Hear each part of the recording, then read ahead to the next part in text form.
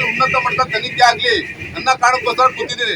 HD ಕೋಟೆ ಪಟ್ಟಣದ ಪುರಸಭೆಯಲ್ಲಿ ಕಳೆದ 10 ವರ್ಷಗಳಿಂದ ಸರ್ಕಾರದ ತೆರಿಗೆ ಹಣ ದುರುಪಯೋಗ ಮಾಡಿ ಅಕ್ರಮ ಖಾತೆ ಮಾಡಿದ್ದಾರೆ ಎಂಬ ಆರೋಪ ಕೇಳಿ ಬಂದಿದ್ದು, ಅಧಿಕಾರಿಗಳ ಅಕ್ರಮದ ಬಗ್ಗೆ ಪೌರ ಆಡಳಿತ ಸಚಿವಾಲಯಕ್ಕೆ ಹಾಗೂ ಸಂಬಂಧಿಸಿದ ಅಧಿಕಾರಿಗಳಿಗೆ ಕಳೆದ 9 ತಿಂಗಳ ಹಿಂದೆ ದೂರು ನೀಡಿ ಮನವಿ ಮಾಡಿದ್ದರೂ ಕೂಡ ಯಾವುದೇ ಕ್ರಮ ಆಗಿಲ್ಲ ಎಂದು ಆರೋಪಿಸಿ ಪುರಸಭಾ ಸದಸ್ಯ ಮಿಲ್ ನಾಗರಾಜು ಸತ್ಯಾಗ್ರಹವನ್ನು ಹಮ್ಮಿಕೊಂಡಿರುವ ಘಟನೆ ಸೋಮವಾರ ನಡೆದಿದೆ. ಪುರಸಭಾ ಮುಂಭಾಗ ಏಕಾಂಗಿಯಾಗಿ ಉಪವಾಸ ಆರಂಭಿಸಿರುವ ಸದಸ್ಯ ಅಧಿಕಾರಿಗಳ ಮೇಲೆ ಕ್ರಮ ಆಗುವವರೆಗೂ ಸತ್ಯಾಗ್ರಹವನ್ನು ಕೈಬಿಡುವುದಿಲ್ಲ, ಈ ಸ್ಥಳದಿಂದ ಹೋಗುವುದಿಲ್ಲ ಎಂದು ಪಟ್ಟು ಹಿಡಿದಿದ್ದು, ಸದಸ್ಯನ ಈ ಪ್ರತಿಭಟನೆಗೆ ಹಲವು ಪ್ರಗತಿಪರ ಸಂಘಟನೆಯ ಮುಖಂಡರು ಬೆಂಬಲ ವ್ಯಕ್ತಪಡಿಸಿದ್ದಾರೆ. ಪುರಸಭೆ ಅಭಿವೃದ್ಧಿ ಆಗಲ್ಲ ಅನ್ನೋ ಕಾರಣಕ್ಕೋಸ್ಕರ ಸರ್ಕಾರ ಮಟ್ಟದಲ್ಲಿ ಉನ್ನತ ಮಟ್ಟದ ತನಿಖೆ ಆಗಲಿ ಅನ್ನೋ ಕಾರಣಕ್ಕೋಸ್ಕರ ಕೂತಿದ್ದೀನಿ. ಸರ್, ಒಟ್ಟಾರೆಯಾಗಿ ನಿಮ್ಮ ಆಡಳಿತ ಮಂಡಳಿಯಲ್ಲಿ ಸಿಂಕ್ರನೈಸ್ ಇಲ್ಲ ಅಂತ ಹೇಳ್ತಾ ಇದ್ದೀರಿ. ಆಡಳಿತ ಮಂಡಳಿಯಲ್ಲಿ ಕೆಲವೊಂದು ನಮ್ಮ ಆಡಳಿತ ಮಂಡಳಿ ಪುರಸಭೆ ಸದಸ್ಯರು ಅಭಿವೃದ್ಧಿಗೆ ಹಲವಾರು ವಿತರಣೆ ಚರ್ಚೆ ಮಾಡಿದ್ದಾರೆ. ಆದ್ರೆ ಅಧಿಕಾರಿಗಳು ಅದನ್ನ ಕಾರ್ಯಗತ ಮಾಡಿಲ್ಲ. 16-17ರಿಂದ ಅನುದಾನ ಬಂದ್ರೆ ಆಡಳಿತ ಮಂಡಳಿ ನಿಷ್ಕ್ರಿಯ ಆಗಿದೆ. ಆಡಳಿತ ಮಂಡಳಿ ಕಾರ್ಯ ಸತ್ಯಾಗ್ರಹವನ್ನು ಉದ್ದೇಶಿಸಿ ಮಾತನಾಡಿದ ಸದಸ್ಯ ಮಿಲ್ ನಾಗರಾಜು, ಕಳೆದ 4 ವರ್ಷದ ಹಿಂದೆ ಪುರಸಭೆಗೆ ಚುನಾಯಿತರಾದ ನಂತರ ಸಾರ್ವಜನಿಕವಾಗಿ ಪುರಸಭೆ ವತಿಯಿಂದ ಅಭಿವೃದ್ಧಿ ಕೆಲಸ ಕಾರ್ಯ ಮಾಡಿಕೊಡಲು ನಮ್ಮಿಂದ ಸಾಧ್ಯವಾಗಲಿಲ್ಲ. ಕಾರಣ ಅಧಿಕಾರಿಗಳು ನಮಗೆ ಸಹಕಾರ ನೀಡುತ್ತಿಲ್ಲ ಎಂದು ಆರೋಪಿಸಿದರು. ಸಾಮಾನ್ಯ ಸಭೆಯಲ್ಲಿ ಆಡಳಿತ ಮಂಡಳಿ ತೀರ್ಮಾನ ಮಾಡಿದ ಒಂದು ನಿರ್ಣಯವನ್ನು ಕೂಡ ಅಧಿಕಾರಿಗಳು ಕಾರ್ಯಗತಗೊಳಿಸಲು ಮುಂದಾಗದೆ ಅಕ್ರಮದಲ್ಲಿ ತೊಡಗಿ ಪುರಸಭೆ ಅಭಿವೃದ್ಧಿಗೆ ಮಾರಕವಾಗಿದ್ದಾರೆ ಎಂದು ದೂರಿದರು. ಪುರಸಭಾ ವ್ಯಾಪ್ತಿಯಲ್ಲಿ ಇರುವ ಸರ್ಕಾರಿ ಜಾಗಗಳನ್ನು ಅಕ್ರಮವಾಗಿ ಹಣವುಳ್ಳವರಿಗೆ ಖಾತೆ ಮಾಡಿಕೊಟ್ಟಿದ್ದಾರೆ.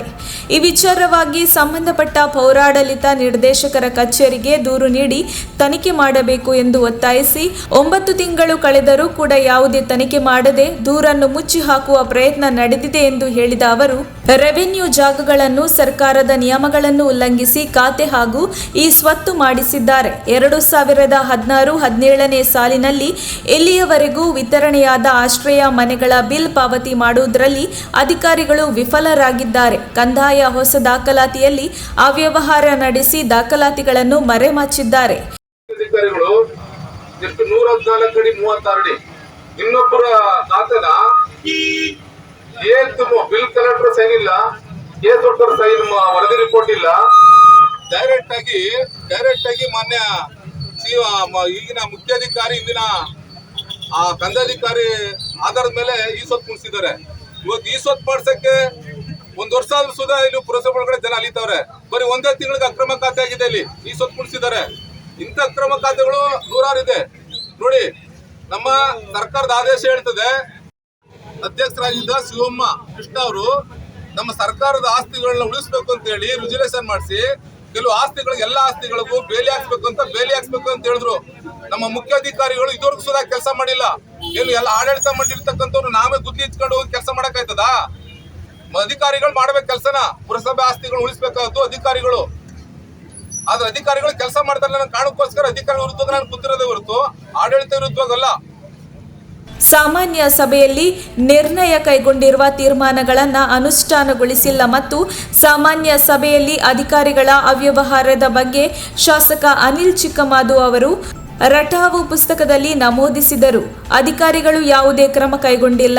ಈ ಹಿಂದೆ ಅಧಿಕಾರ ನಡೆಸಿದ ಅಧ್ಯಕ್ಷರು, ಸ್ಥಾಯಿ ಸಮಿತಿಯ ಅಧ್ಯಕ್ಷರು ಮಾಡಿರುವ ಅಭಿವೃದ್ಧಿ ಕೆಲಸಗಳನ್ನು ಅನುಷ್ಠಾನಗೊಳಿಸದೆ ವಿಫಲರಾಗಿದ್ದಾರೆ ಮತ್ತು ಕಂದಾಯ ಅಧಿಕಾರಿಗಳು ನಿಯೋಜನೆಗೊಂಡು 3 ತಿಂಗಳಾದರೂ ಇಂದಿನ ಅಧಿಕಾರಿಗಳಿಗೆ ಚಾರ್ಜ್ ಕೊಡದೆ ವಿಳಂಬ ಧೋರಣೆ ಅನುಸರಿಸುತ್ತಿರುವುದು ಅನುಮಾನಕ್ಕೆ ಎಡೆ ಮಾಡಿಕೊಟ್ಟಿದೆ ಎಂದು ಹಲವು ಸಮಸ್ಯೆಗಳನ್ನು ಉಲ್ಲೇಖಿಸಿ ಈ ಸಮಸ್ಯೆ ಬಗೆಹರಿಸುವವರೆಗೂ ಅನಿರ್ದಿಷ್ಟಾವಧಿ 3 ದಿನಗಳ ಕಾಲ ಉಪವಾಸ ಸತ್ಯಾಗ್ರಹ ಹಮ್ಮಿಕೊಳ್ಳಲಾಗಿದೆ ಎಂದು ತಿಳಿಸಿದರು. ಉಪವಾಸ ಸತ್ಯಾಗ್ರಹ ಮಾಡುತ್ತಿದ್ದ ಪುರಸಭಾ ಸದಸ್ಯ ಮಿಲ್ ನಾಗರಾಜು ಅವರನ್ನು ಪುರಸಭಾ ಅಧ್ಯಕ್ಷೆ ಅನಿತಾ ನಿಂಗನಾಯಕ ಹಾಗೂ ಸ್ಥಾಯಿ ಸಮಿತಿ ಅಧ್ಯಕ್ಷ ಐಡಿಯಾ ವೆಂಕಟೇಶ್ ಹಿಂಪಡೆಯುವಂತೆ ಮನವೊಲಿಸಲು ಪ್ರಯತ್ನ ಮಾಡಿದರು. ಆದರೆ ಅದಕ್ಕೆ ಜಗ್ಗದ ಅವರು ಸ್ಥಳಕ್ಕೆ ಜಿಲ್ಲಾಧಿಕಾರಿಗಳು ಬಂದು ತನಿಖೆಗೆ ಆದೇಶಿಸಿದ ನಂತರ ಸತ್ಯಾಗ್ರಹವನ್ನು ಕೈಬಿಡುವುದಾಗಿ ತಿಳಿಸಿದರು. ಅಧ್ಯಕ್ಷರು ಹಾಗೂ ಸ್ಥಾಯಿ ಸಮಿತಿ ಅಧ್ಯಕ್ಷರು ಸ್ಥಳದಿಂದ ತೆರಳಿದ ನಂತರವೂ ಸತ್ಯಾಗ್ರಹ ಮುಂದುವರೆದಿದೆ. ವರದಿ ಮಾಲಾರ ಮಹದೇವಸ್ವಾಮಿ.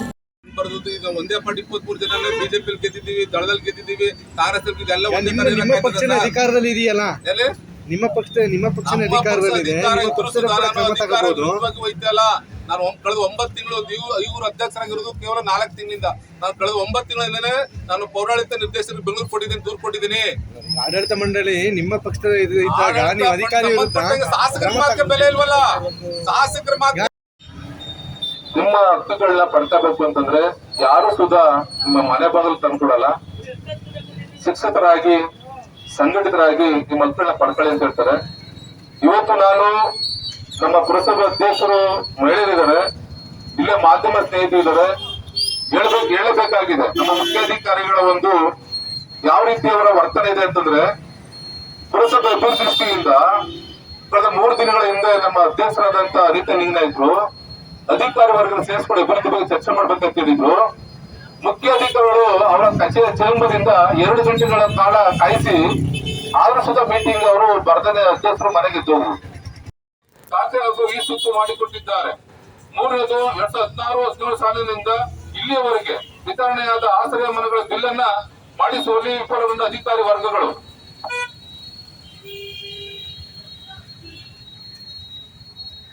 ಸಾಮಾನ್ಯ ಸಭೆಯಲ್ಲಿ ಅಧಿಕಾರಿಗಳ ಅವ್ಯವಹಾರದ ಬಗ್ಗೆ ಪ್ರಸ್ತುತ ಇರುವ ಮಾನ್ಯ ಶಾಸಕರೇ ತೆರಿಗೆ ಒತ್ತಾಯಿಸಿ ಎಂದು ಠರಾವು ಪುಸ್ತಕ ನಮೂದಿಸಿದ್ರು ಕೂಡ ಅಧಿಕಾರಿಗಳು ಇದುವರೆಗೂ ಸಹ ಯಾವುದೇ ಕ್ರಮ ಕೈಗೊಂಡಿರುವುದಿಲ್ಲ. ಈ ಹಿಂದೆ ಅಧಿಕಾರ ನಡೆಸಿದ ಅಧ್ಯಕ್ಷರು ಮತ್ತು ಸ್ಥಾಯಿ ಸಮಿತಿ ಅಧ್ಯಕ್ಷರು ಅಭಿವೃದ್ಧಿಗಾಗಿ ನಿರ್ಣಯ ಮಂಡಿಸಿರುವ ಕಾರ್ಯಕ್ರಮಗಳನ್ನು ಅನುಷ್ಠಾನಗೊಳಿಸುವಲ್ಲಿ ಅಧಿಕಾರಿಗಳು ವಿಫಲವಾಗಿದ್ದಾರೆ. ಕಂದಾಯ ಅಧಿಕಾರಿಯಾಗಿ ನಿಯೋಜನೆಗೊಂಡು 3 ತಿಂಗಳು ಆದರೂ ಕೆಲಸ ಮಾಡಿದಲ್ಲಿ ಅಂತ 60 ದೂರುಗಳನ್ನು ಕೊಟ್ಟಿದ್ದೀವಿ. ಹಾಗಾಗಿ ಮೇಲಾಧಿಕಾರಿಗಳು ಕ್ರಮ ತಗೊಂಡಿಲ್ಲ ಅನ್ನೋ ಕಾರಣಕ್ಕೋಸ್ಕರನೇ ಈ ಒಂದು ಉಪವಾಸ ಸತ್ಯಾಗ್ರಹ ಬಂಧುಗಳೇ, ದಯಮಾಡಿ ಅರ್ಥ ಮಾಡ್ಕೊಳ್ಳಿ. ಹಲವಾರು ಸತಿ ನಾವು ಸಂಬಂಧಪಟ್ಟ ಮೇಲಾಧಿಕಾರಿಗಳು ತಿಳಿಸಿದೀವಿ. ತೆರಿಗೆ ವಸೂಲಾತಿ ಆಗ್ತಾ ಇಲ್ಲ, ಅಭಿವೃದ್ಧಿ ಆಗ್ತಾ ಇಲ್ಲ, ಪುರಸಭೆಯಲ್ಲಿ ಬಂದಂತ ಅನುದಾನ ಸರಿ ಖರ್ಚಾಗ್ತಾ ಇಲ್ಲ. ಸರ್ಕಾರದ ಕೊಟ್ಟದನ್ನ ಕಾಲಕ್ಕೆ ಖರ್ಚು ಮಾಡದೆ ಹೋದ್ರೆ ಸರ್ಕಾರ ಮತ್ತೆ ಹಣ ಬಿಡುಗಡೆ ಮಾಡಲ್ಲ. ಈ ಎಲ್ಲಾ ವಿಚಾರಗಳು ನಾವು ಸಂಬಂಧಪಟ್ಟಂತ ನಮ್ಮ ಅಧಿಕಾರಿ ವರ್ಗಗಳು ತಿಳಿಸಿದೀವಿ. ಅಧಿಕಾರಿಗಳ ಒಂದು ನಿರ್ಲಕ್ಷ್ಯತನ, ಬೇಜವಾಬ್ದಾರಿತನ ಈ ಪುರಸಭೆಯನ್ನ ಅಭಿವೃದ್ಧಿ ಪಡಿಸ್ತಾನೆ ಬೇಕಾಬಿಟ್ಟಿಯಾಗಿ ಇಚ್ಛಾಚಾರವನ್ನು ಅಧಿಕಾರನ ದುರುಪಯೋಗ ಮಾಡ್ತಿದ್ದಾರೆ.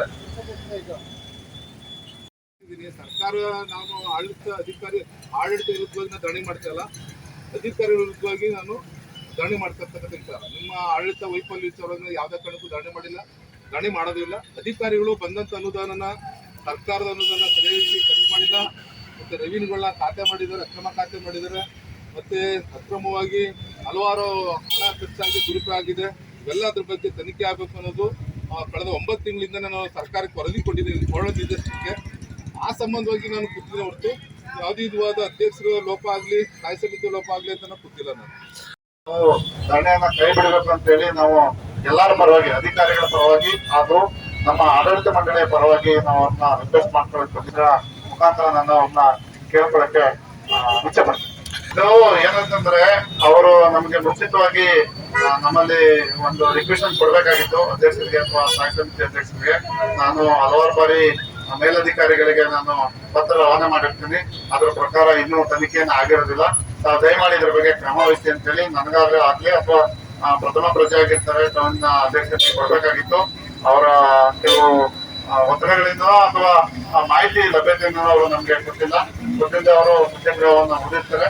ಆ ಸತ್ಯಾಗ್ರಹವನ್ನು ಹೂಡಿ ನಮ್ಗೆ ನಮ್ಮ ಜವಾಬ್ದಾರಿ ಏನಿದೆ ಅಂತಂದ್ರೆ, ಅವರು ನಮ್ಮ ಸದಸ್ಯರಾಗಿರೋದ್ರಿಂದ ಮತ್ತೆ ನಾಗರಿಕರ ಪರವಾಗಿ, ಅಧಿಕಾರಿಗಳ ಪರವಾಗಿ ನಮ್ಮ ಜವಾಬ್ದಾರಿಯನ್ನು ವಹಿಸ್ಬೇಕಾಗುತ್ತೆ. ಆ ಜವಾಬ್ದಾರಿ ಬಗ್ಗೆ ಪ್ರಶ್ನೆ ಮಾಡ್ತೀವಿ. ಪ್ರಶ್ನೆ ಮಾಡಿ ಅದನ್ನ ಚರ್ಚೆ ಮಾಡಿ ಅದಕ್ಕೆ ಒಂದು ತೀರ್ಮಾನವನ್ನು ಕೈಗೊಂಡಿರ್ತೀವಿ. ಆ ತೀರ್ಮಾನದ ಪ್ರಕಾರ ಕೆಲವು ಮಾಡಿಲ್ಲ ಅಧಿಕಾರಿಗಳು ಅಂತೇಳಿ ಇವರು ನೋಡ್ತಿದ್ದಾರೆ. ಅಂದ್ರೆ ನಾವು ಖಂಡಿತವಾಗ್ಲೂ ಅದನ್ನ ನಮ್ಮ ಕೈಲಿ ಆಗಿಲ್ಲ ಅಂದ್ರೆ ನಾವು ಮೇಲಧಿಕಾರಿಗಳೇ ರವಾನೆ ಮಾಡ್ತೀವಿ. ರವಾನೆ ಮಾಡಿ ತಮ್ಗೆ ನ್ಯಾಯ ಅಧ್ಯಕ್ಷರಾಗಲಿ ನಾವು ಒಂದು ಪರವಾಗಿ ಬೆಂಬಲ ಕೊಡೋದಕ್ಕೆ ಬರೋದಿಲ್ಲ. ಯಾಕೆಂತಂದ್ರೆ ನಾವು ಎಲ್ಲರ ಪರವಾಗಿ ನಿಂತ್ಕೊಂಡು ಕೆಲಸ ಮಾಡ್ಬೇಕಾಗಿರೋದ್ರಿಂದ ನಾವೊಬ್ಬ ಹಿರಿಯ ಸದಸ್ಯರು ಧರಣಿ ಕೂತಿದ್ದಾರೆ ಅಂತ ಹೇಳಿ ಮನವೊಲಿಸಲಿಕ್ಕೆ ಬಂದಿದ್ದೀವಿ. ಮನವೊಲಿಸಲಿಕ್ಕೆ ನಾವು ಪ್ರಯತ್ನ ಮಾಡಿ ಅವ್ರು ನಮ್ಮಂತರಲ್ಲೇ ಅದನ್ನ ಕೊಟ್ಟು ನಾವು ಬಗೆಹರಿಸಲಿಕ್ಕೆ ಪ್ರಯತ್ನ ಮಾಡಬೇಕು ಅಂತ ಹೇಳಿ ನಾವು ಅವ್ರನ್ನ ರಿಕ್ವೆಸ್ಟ್ ಮಾಡ್ತಿದ್ದೀವಿ ಅಷ್ಟೇ. ಸರ್, ಇದು ಸತ್ಯಕ್ಕೆ ದೂರವಾದಂಥ ಮಾತು. ಯಾಕಂದ್ರೆ ನಾವು ನಗರ ಸ್ಥಳೀಯ ಸಂಸ್ಥೆಗಳಲ್ಲಿ ನಾವು ಕರ್ತವ್ಯವನ್ನು ನಾವು ಮಾಡ್ತಾ ಇದ್ದೀವಿ. ನಮ್ಮ ನಗರ ಸ್ಥಳೀಯ ಸಂಸ್ಥೆಯಲ್ಲಿ ಅಧಿಕಾರಿಗಳ ವರ್ಗ ಒಂದ್ ಕಡೆ ಆದರೆ ಚುನಾಯಿತ ಜನಪ್ರತಿನಿಧಿ ವರ್ಗ ಒಂದ್ ಕಡೆ ಆಗಿರುತ್ತೆ. ಇದು ಸ್ಥಳೀಯ ಸರ್ಕಾರ ಆಗಿರುತ್ತೆ. ಅವರು ಆರೋಪ ಮಾಡದ ರೀತಿಯಲ್ಲಿ ಖಂಡಿತ ಇಲ್ಲ. ಯಾಕಂದ್ರೆ ನಾವು ಇಲ್ಲಿ ಹೊಂದಾಣಿಕೆಯಿಂದ, ಸಾಮರಸ್ಯದಿಂದ, ಸೌಹಾರ್ದತೆ ಕೆಲಸ ಕಾರ್ಯ ಮಾಡ್ಕೊಂಡು ಹೋಗ್ತಿದ್ದೀವಿ. ಯಾಕಂದ್ರೆ ಆಡಳಿತ ಮಂಡಳಿಯಲ್ಲಿ ಪ್ರತಿ ತಿಂಗಳು ತುರ್ತು ಸಭೆ ಆಗಿರ್ಬೋದು, ಸಾಮಾನ್ಯ ಸಭೆ ಆಗಿರ್ಬೋದು, ವಿಶೇಷ ಸಭೆ ಆಗಿರ್ಬೋದು, ಎಲ್ಲ ಸಭೆಗಳಲ್ಲಿ ಅವರು ಭಾಗವಹಿಸ್ತಾರೆ. ಮತ್ತು ಆಡಳಿತ ಮಂಡಳಿ ಏನು ತೀರ್ಮಾನ ಕೈಗೊಳ್ಳುತ್ತೆ ಆ ತೀರ್ಮಾನದಿಂದ ನಾವು ಅದನ್ನ ಕಾರ್ಯಕ್ರಮ ಅನುಷ್ಠಾನಗೊಳಿಸ್ತಕ್ಕಂಥದ್ದು ಮತ್ತು ಕೆಲಸ ಕಾರ್ಯಗಳನ್ನು ಮಾಡ್ಕೊಂಡು ಹೋಗ್ತಕ್ಕಂಥದ್ದು. ನಮ್ಮ ಆಡಳಿತ ಮಂಡಳಿಯಲ್ಲಿ ಮಾನ್ಯ ಅಧ್ಯಕ್ಷರಿರ್ತಾರೆ, ಉಪಾಧ್ಯಕ್ಷರಿರ್ತಾರೆ, ಮತ್ತೆ ಸ್ಥಾಯಿ ಸಮಿತಿ ಸದಸ್ಯರಿರ್ತಾರೆ.